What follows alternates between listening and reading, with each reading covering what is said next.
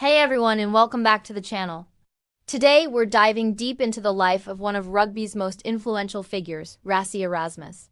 We all know him as the mastermind behind the Springboks' recent World Cup victories, a tactical genius with a flair for the dramatic. But behind the public persona, the waterboy antics, and the strategic masterclasses, there's a man who has been profoundly shaped by experiences far beyond the rugby field. One of the most significant and heart-wrenching events of his career occurred during his tenure with the Irish club Munster. This wasn't just a tough loss or a controversial call. It was a genuine tragedy that would alter his perspective on life, coaching, and the very essence of the sport he loves. To understand its impact, we need to go back to 2016. Rassie Erasmus, along with his trusted colleague Jacques Nienaber, had just taken the reins at Munster.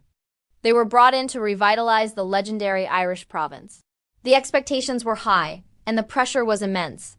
Munster is more than just a rugby club. It's a cultural institution in Limerick, a source of immense pride for its people. The fans are famously passionate, knowledgeable, and demanding.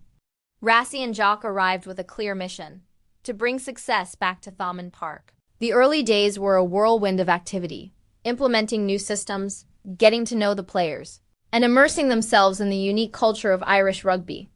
They were building something special. The team was responding well to their methods, and a sense of optimism was growing around the club. But in October of that year, just a few months into their new roles, the unthinkable happened. The team was in Paris, preparing for a European Champions Cup match against Racing 92. The mood was professional, focused. But on the morning of the game, devastating news filtered through. The head coach, Anthony Foley, affectionately known to the entire rugby world as Axel, had passed away suddenly in his hotel room overnight. He was only 42 years old. The shock was immediate and overwhelming. Anthony Foley wasn't just a colleague. He was a Munster legend. A former captain who had led them to European glory, he embodied the spirit of the club. He was a father, a husband, and a beloved figure throughout Ireland. The match was, of course, immediately postponed. The players, the staff, and the entire rugby community were plunged into a state of disbelief and profound grief. For Rassie, who was the director of rugby, this was a situation no coaching manual could ever prepare you for. He found himself in a position of leadership during a moment of immense crisis. He had to navigate not only his own shock and sorrow, but also guide a team of grieving young men. The days that followed were a blur of raw emotion. The return to Ireland was somber. The outpouring of grief from the Munster faithful was unlike anything he had ever witnessed. Thousands of people lined the streets to pay their respects as Foley's remains were brought home. The funeral was a deeply emotional and public event. Rassie has since described this period as the toughest of his entire life, not just his career. He spoke about the challenge of trying to hold things together, to provide support for the players and Foley's family, all while processing the loss of a friend and colleague. He had to lead men who were not just his players, but who had grown up idolizing Axel. Many had played alongside him and saw him as a mentor and a brother. This tragedy forced Rassie to look beyond the X's and O's of rugby. It became about humanity, about empathy, and about managing people through their darkest moments. He said that the experience fundamentally changed him as a coach and as a person.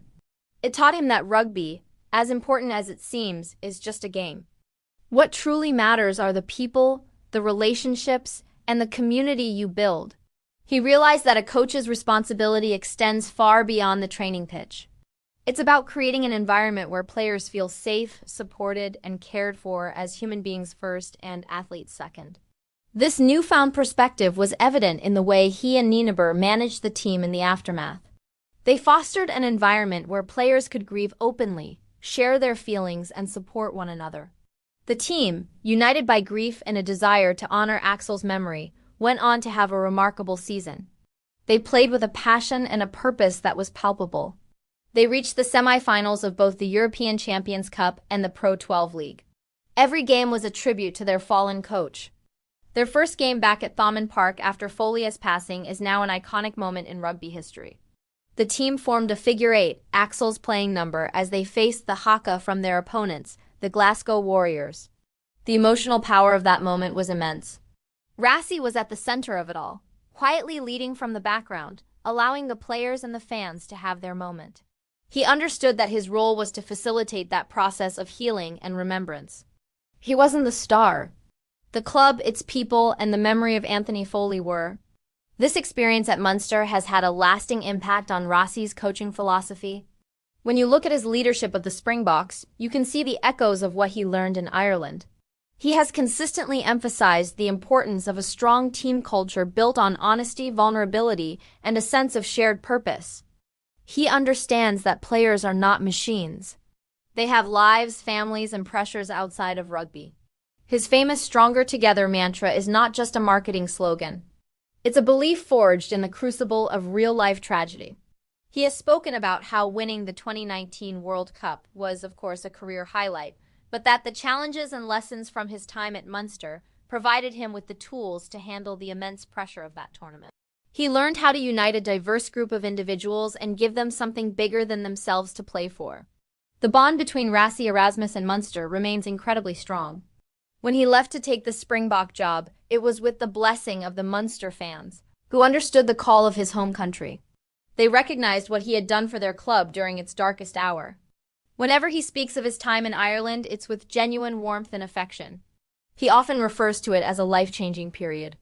The tragedy of Anthony Foley's passing taught him the true meaning of leadership, the power of community, and the fragile nature of life. It shaped him into the coach he is today, a brilliant tactician, yes, but also a deeply empathetic and human leader who understands that the real victories are often won far away from the rugby pitch. It's a somber but powerful chapter in his story, and one that adds incredible depth to our understanding of the man who has twice guided South Africa to the pinnacle of world rugby. Thanks so much for watching. It's a story that really puts sport into perspective. What are your thoughts on Rassie's journey and his impact on the teams he's coached? Let me know down in the comments. And if you enjoyed this deeper look into the world of rugby, be sure to like the video and subscribe to the channel for more content. We'll see you in the next one.